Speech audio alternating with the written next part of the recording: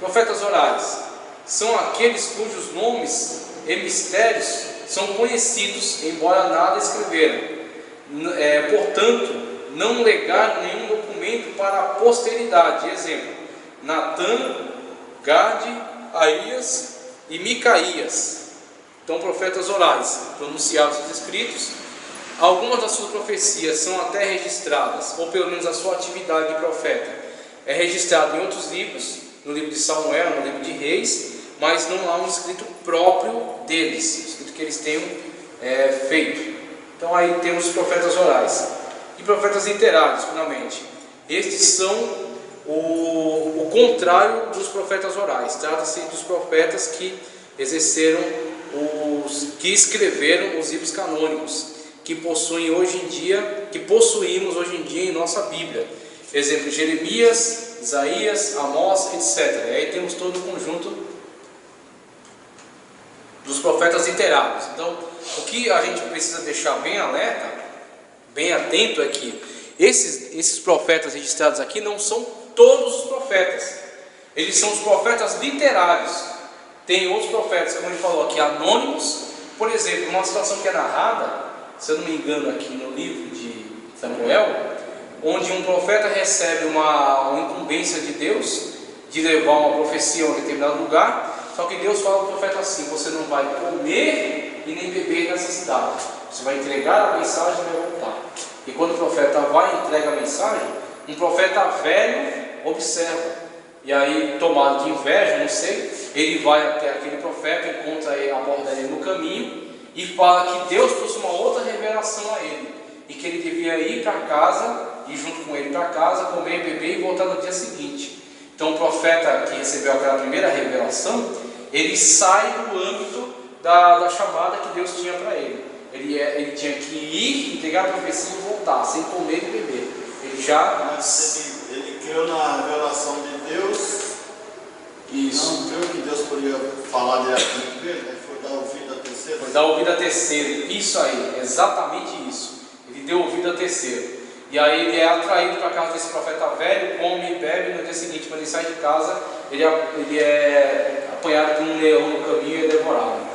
Então você vê... O apóstolo Paulo teve um encontro direto com Jesus Cristo. Com Jesus. Por isso que ele se entregou totalmente, não tinha dúvida de nada. Ele estava presente com Jesus, de nada ele tinha dúvida. De nada, e você vê, a pregação dele é tão forte, é tão convicta, que ele, em determinado lugar, ele fala que o meu evangelho eu recebi de Jesus. Diretamente de Cristo Jesus. Diretamente de Cristo. Ele foi ali apanhado na sua arrogância, exatamente, quebrantado. Isso aí. E Jesus orientou ele o que fazer dali para frente. Dali para frente não ia fazer nada sem orientação. Né? Agora ele ia dar ouvido a outro, a Pedro, a outro, não ia dar. Não ia. O evangelho ele ia tentar se associar com ele e os demais discípulos. Mas ele conhecia. Para a comunhão. Então, ele disse: eu recebi do Senhor, eu recebi do Senhor, que também vos ensinei, né? É isso aí. Com isso a gente vê a diferença entre... O cara vai lá, ouve a profecia de Deus, e vem outro qualquer que ele nem sabe. E desvirtua a mensagem. E ele cai nessa. Aí vemos aí a diferença entre a revelação divina da Escritura e as interpretações da Escritura. Então Paulo não ia pela cabeça de Pedro, a interpretação que Pedro fazia do Evangelho, que era judaizante, né? Paulo recebeu esse Evangelho direto de Cristo, e o Evangelho de Paulo pregava a graça, a salvação unicamente pela crença, pela aceitação de Cristo Jesus como único e suficiente Salvador. Então Paulo podia estar em comunhão com Pedro em que sentido? Ambos eram servos de Jesus Cristo, e o Evangelho que eles pregavam tinha que ter Cristo como centro, cristocêntrico, mas a interpretação tinha uma diferenciação. Tanto é que Pedro combatia, Paulo pregava, Pedro combatia. O próprio Jesus teve que aprender Pedro, né? Pedro, imunda aquilo que eu fiz. Verdade, aquela revelação do lençol que desce, que manda ele comer aqueles animais. Ele estava ali criticando Paulo por essa forma de agir. Exatamente. Jesus entrou a favor de Paulo, não desprezando o Evangelho da graça, conhecendo Pedro, né? Porque exatamente, trazendo Pedro para esse entendimento que Paulo já alcançou. E aí Jesus chamou Paulo exatamente por ser conhecedor daquela natureza, de que da forma como ele era arrogante e era fanático na sua pregação do judaísmo, a partir do encontro que Jesus teve com ele, a revelação do Evangelho que transmitiu a ele, Jesus obteve ali um instrumento para a pregação da graça. Pela lógica tem que ser o contrário. Pedro ensina Paulo. A lógica tem que ser o contrário, verdade. Jesus ensinou tanto e ele acabou não aprendendo. Não aprendeu, demorou para aprender. Era duro, né, de coração aí para aprender. Aí você vê, a mesma coisa se aplica à questão dos profetas. O profeta, ele tem uma mensagem, uma revelação da parte de Deus. Ele não pode sair do âmbito daquela mensagem. Ele não pode desviar aquela mensagem. Assim disse o Senhor. Pronto, quando esse assim disse o Senhor é proclamado, tem que ser transmitido só o que o Senhor disse. O profeta Isaías fala que ai daqueles que falam assim diz o Senhor, sem eu ter dito nada. Aqueles que transmitem visões sem eu ter dado visão, sonhos que são carnais, são na sua própria cabeça, né? Se o profeta conta um sonho, se esse sonho é revelação tem que ser transmitido tal qual. Mas se aquele sonho foi na cabeça dele, ele tem no seu coração a certeza se aquilo veio de Deus ou veio dele. Ele sabe que não é revelação de Deus, porque Deus não deixa dúvida. Então o profeta, muitas das vezes, quando ele está mal intencionado, ele manipula. E aí, por ele ganhar aquela confiança, Balaão veio de Deus que não tinha como amaldiçoar o povo, né? Não tinha, porque a revelação não era para isso. E assim foi interesse, sei lá, financeiro ou de poder, financeiro. Típico, né? Ele vendeu estratégia para Balaão. Exatamente. Para contaminar o povo naquele culto a Baal pior. Se contaminar com um culto de prostituição. Acabou se perdendo, ele teve a chance de ser um profeta de Deus. Aí. Exatamente, teve a chance. Um profeta de falar. Teve a chance. Você vê, independentemente que ele não era judeu, não estava associado a Moisés, mas ele tinha um contato com Deus. Ele tinha um contato com Deus verdadeiro. Agora ele jogou fora em vista Acho de. que até pela curiosidade que ele tinha de ouvir falar que Deus fez tanto, né? Verdade. Aí ele tentou, como profeta, buscar conhecer Deus. Verdade, exatamente. E aí você vê, o profeta não pode sair do âmbito da sua mensagem, da mensagem que Deus entregou a ele. E aonde você vê profetas de diferentes atuações, profetas não literários que exerceram seu ministério, sua palavra foi contundente para a sua época, foi importante para a sua época, mas não era necessário, o Espírito Santo de Deus não julgou necessário que fosse guardado em registro. Ela foi para a sua época. É como às vezes você tem, Deus faz um milagre, um determinado milagre na vida de uma pessoa, mas aquele milagre que Deus fez daquela forma na vida daquela pessoa, não necessariamente ele precisa se tornar uma doutrina e ser usado na vida de outra pessoa. Se Deus multiplicou a farinha na casa de uma irmã, e a irmã consumia lá junto com a sua família e não passou fome, Deus fez esse milagre na vida dela. É um particular de Deus com ela. Na vida de outra pessoa, Deus vai usar de outra maneira. Às vezes vai mandar alguém para trazer uma subsistência, ou vai abrir uma porta de emprego, a pessoa vai. Então, Deus tem uma maneira de atuar. Deus teve uma maneira de atuar específica na vida dos profetas orais, e a profecia dele foi relevante para a sua época. Deus teve outra forma de atuar através dos profetas literários. O profeta literário foi inspirado por Deus não só para profetizar, para verbalizar essa profecia, para demonstrar essa profecia na sua vida, né, através de atitudes, de uma coisa mais didática, uma coisa mais concreta, mas também guardar registro, registrar essa profecia. E aí temos Isaías, Jeremias, por exemplo, fez uso de um amanuense, de Baruque, que registrava para ele profetizava, e aquele profeta registrava. Alguns acreditam que Isaías tinha uma escola também de discípulos que guardavam o seu registro. Ezequiel, que profetizou no cativeiro, Daniel, que era um grande estadista e que recebeu muitas revelações escatológicas de Deus. Então, com isso nós vemos a atividade diferenciada deles. Já vê que já percebe que Isaías era parente do rei, era parente do rei Uzias. Então, aí o Daniel já estava dentro da Babilônia, outro contexto. Agora, tipo Eliseu já era meio do mato, né? Já havia um profeta que tinha possibilidade com a literatura, assim. Não era. Elias, inclusive, aparece no cenário sem genealogia, sem origem certa. Então, aparece do nada. João Batista da vida. Um João Batista, que vem na mesma geração de Elias. O Elias que havia de vir. A mesma característica de chamado. Isso aí foi extraordinário. Não escrever nada ali também, né? Pois é, João Batista só proclamou o Messias. Se não tivesse alguém do lado para escrever, não tinha como escrever. Né? Agora, você vê, isso que você me citou agora foi ótimo. Por quê? qual é o papel principal do profeta? O papel principal do profeta é proclamar aquilo que Deus mandou ele proclamar. Independentemente se ele realizou milagre ou não. Você vê João Batista, qual foi o milagre que ele fez? Não fez milagre nenhum, não escreveu nada. Só anunciou o caminho do Senhor. Era o papel dele. O papel dele era esse, anunciar o Messias.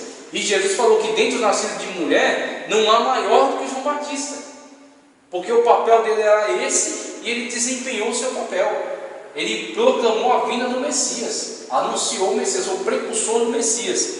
Então João Batista era um bom exemplo disso aí. Percebe que Deus valoriza muito a simplicidade, as coisas simples. É verdade, exatamente. Aí o povo fica querendo apresentar, querendo enfeitar, né? Querendo coisa grande para poder o seu nome também aparecer, né? Grande e não ajuda o que é pequeno às vezes, necessidade. Exatamente. Então as pessoas às vezes colocam muitos acréscimos que não são da vontade de Deus, não são do chamado de Deus para a vida delas. Aí você vê, o profeta Isaías, só para contextualizar aqui, ele viveu entre 738 e 680 a.C., contemporâneo de Uzias, Jotão, Acás, Ezequias e Manassés. Jeremias, ele viveu entre 627 e 580. Foi contemporâneo de Josias, Jeoacás, Joaquim e Zedequias. Todos contextos próximos já do cativeiro babilônico, né? Profetizando acerca do cativeiro, e por isso que tem essa constante mudança. Josias, que fez a grande reforma, aí depois vem os outros reis. Aqui na questão, Josias morre vítima de uma guerra que teve com um faraó da época, e aí depois desse contexto de Josias vem a intervenção da Babilônia em Judá. Então por isso que tem essa troca constante de reis aqui na época de Jeremias, porque o rei da Babilônia trocava, colocava outro rei vassalo, aí ele se rebelava, tentava uma aliança com o Egito, ele ia lá e trocava de novo, até que Jerusalém caiu completamente, quando os babilônios invadiram e destruíram com tudo e levaram o povo cativo. Quando o povo é levado cativo, Ezequiel aparece no contexto, em 592 a 570, em pleno cativeiro, quando ele profetiza, trazendo revelações de Deus ao povo, dentro do contexto do cativeiro, e falando também acerca da restauração, falando acerca da punição, mas falando também acerca da restauração. Então, o papel do profeta é estar com o povo, é trazer Deus ao povo, é mostrar que Deus pune, mas é mostrar também que Deus resgata, é mostrar que Deus castiga eles por causa das atitudes erradas, mas é mostrar que Deus também tem um poder restaurador sobre a vida deles. Então você vê o papel do profeta relacionado com a vida do povo, a vida espiritual do povo. E Daniel, já dentro da questão do cativeiro, como atuando não tanto como profeta como esses, mas como um estadista, né, como um grande sábio da época, e trazendo revelações com relação à restauração de Israel, e mais ainda com relação a aspectos voltados para o futuro, né? A profecia escatológica das 70 semanas de Daniel. Então você vê aí os importantes papéis desempenhados pelos profetas. E os profetas menores, a contextualização deles. Aí temos Oséias, viveu entre 793 e 753, 793 e 753. Contemporâneos de Uzias, Jotão, Acás e Ezequias, reis do norte, Jeroboão. E aí você vê que Oséias é contemporâneo de Isaías, dos mesmos, na época de atuação de Isaías, também foi a atuação de Oséias, né? Aí você vê Joel em 835 a 830, mais antigo, né, do que o profeta Oséias, mais anterior a ele. Os reis não são mencionados no livro, não são contextualizados quais são os reis da época. Esse aqui é Joel, depois vem Amós, 760 a 755 a.C. Reis de Judá, Uzias. Reis do norte, Jeroboão II já. Obadias, cerca de 585 a.C. Não é mencionado rei algum, então não é contextualizado, mas consegue-se perceber a época de 585 para a época em que é escrito a profecia de Obadias. Jonas viveu em 760 a.C. O rei do norte da época era Jeroboão, e a profecia dele é voltada contra a Assíria. Miqueias, 735 a 710. Reis de Judá, Jotão, Acás e Ezequias, né? Também contemporâneo do profeta Isaías ali, ó. Ezequias, né? Contemporâneo também, Jotão e Ezequias. Miqueias, Naum, cerca de 630 a 620. Reis de Judá e do norte não são mencionados, mas eles conseguem localizar a época de Naum para 630 a 620. Anunciar a iminente destruição da ímpia cidade de Nínive. Agora perceba a época, 630 a 620. Aqui na época de Jonas, também Deus proclama contra a cidade de Nínive. Eles se convertem, né? Só que depois daquela conversão, na época de Jonas, eles novamente caem na sua prática de impiedade. Depois o Império Assírio vai se desenvolver historicamente, chegando até a culminância da sua história, na época de 700, entre a época de Jonas e Naum. Entre esta época aqui de Jonas e Naum, há o desenvolvimento da Assíria, a dominação dela de muitas regiões do mundo, e principalmente o cativeiro de Israel, das 10 tribos do norte. O cativeiro das 10 tribos do norte. Quando Naum profetiza, Naum está profetizando já a queda, a iminente queda de Nínive.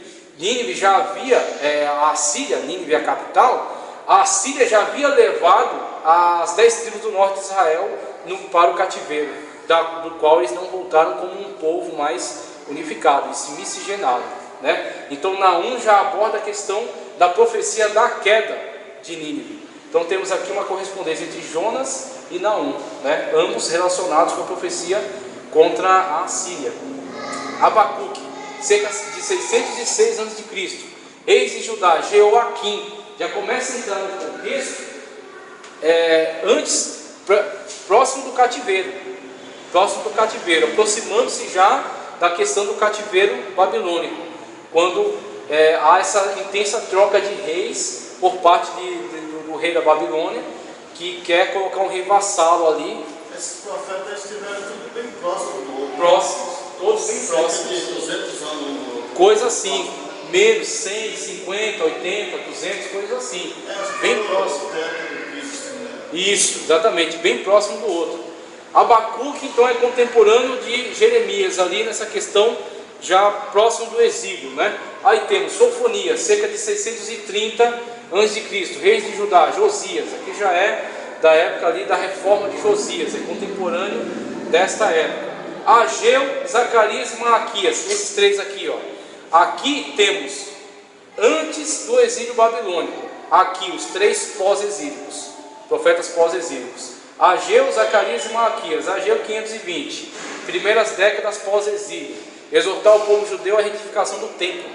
Então aqui já houve o cativeiro. Ezequiel já abordando a profecia dentro do cativeiro, né? Daniel também presente dentro do cativeiro, e aqui temos Ageu profetizando já acerca da reconstrução pós-cativeiro aqui já. Aí temos Zacarias profetizando também depois do exílio da Babilônia, pós-cativeiro, e Malaquias, que é importantíssimo para nós, porque na época da composição do cânon, e aqui deixa eu ver se eu encontro o mapa que eu usei agora há pouco. Não vai estar, vai lá atrás, não tem problema. Na época do fechamento do cânon, o contemporâneo de Malaquias é Esdras, que na abordagem dos históricos, que eu já coloquei nesse vídeo aqui, você vai ver depois, é a época onde o cânon está sendo organizado para ser fechado. Qual é o último escrito que vai fechar o cânon? O cânon abre em 1445 com Moisés, e ele é fechado com a organização que Esdras faz quando ele recebe o último escrito canônico, que será Malaquias. Fechou e não tem registro mais de tudo que vem depois de Malaquias é apócrifo, né? E aí vem uns 400 anos de silêncio, até quando João Batista aparece, e aí profetiza precursor do Messias. Então temos aqui uma visão geral acerca dos profetas, e aí temos uma breve cronologia para encerrando nossa aula, uma breve cronologia acerca dos profetas, né? Obadias